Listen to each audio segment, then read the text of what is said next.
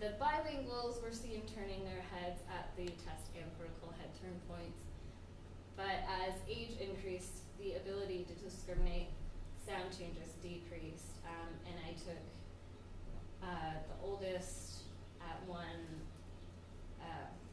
year, 4 months, and the youngest one to 6 months, and you could see a 58% decrease in head turns. So some limitations that I came into on a small sample size. I'd like to continue this, and I will get more infants. So the data is a little confounded right now because of the small sample size.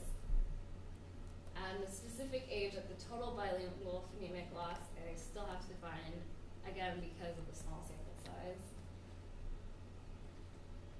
Possible confounds, maybe there might have been a gender effect. I had more females than males.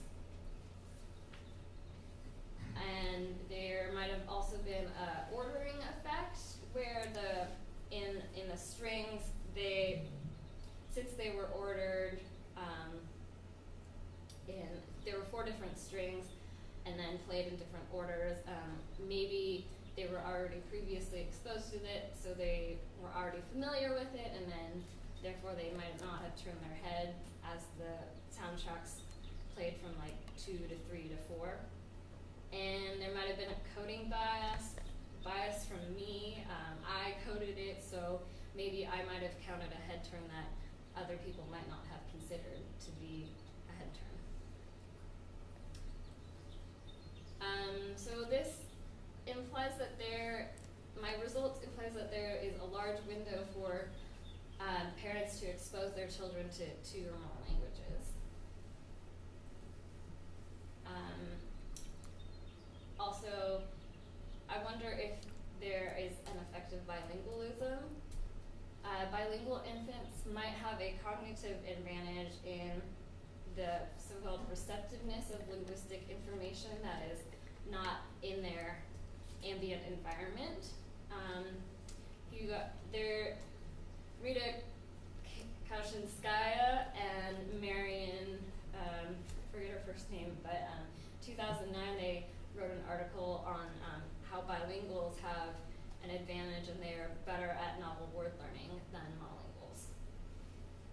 So in conclusion, early exposure to more languages pushes the universal perceiver window further in age. So parents have more of a time frame to teach their kids to learn maybe like a 3rd language.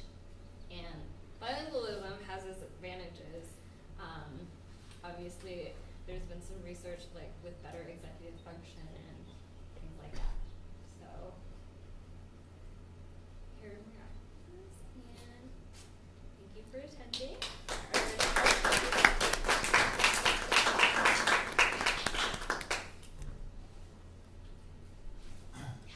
Yes, so bilingualism, by definition here, is just exposure to phonemes, sounds that don't exist in one language and exist in another language. Is that the extent of it, or? So you're saying what I'm defining bilingualism as here? I guess so, yeah. I'm defining bilingualism here as being exposed to 2 different languages. They may overlap in phonemes, they may not, but the phoneme distinction is where, so maybe if you are a bilingual, the distinction would be outside of these 2 languages. So you would be able to recognize sounds outside of the 2 languages that you know. Okay, so it might be the same effect if you have like somebody who is a second language speaker of English, first native speaker of Hindi. Yeah. And they would have, that retroflex situation going on even in their English. Right. So that infant would still be exposed to that. Yeah.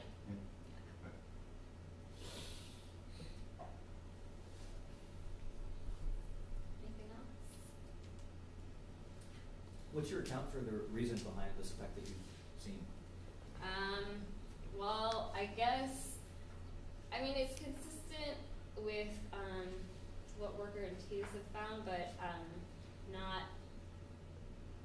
mean, I guess not what they would expect the infants to do, the monolingual infants would do as worse. So you said, what is the reasoning behind? Yes. Like why they're turning their heads and more? You made this prediction, so I was wondering if you had a particular explanation for the differential in performance. Well, sorta, yes. I think that there is something within the bilingual brain that just helps make the brain more receptive to sounds that are outside of the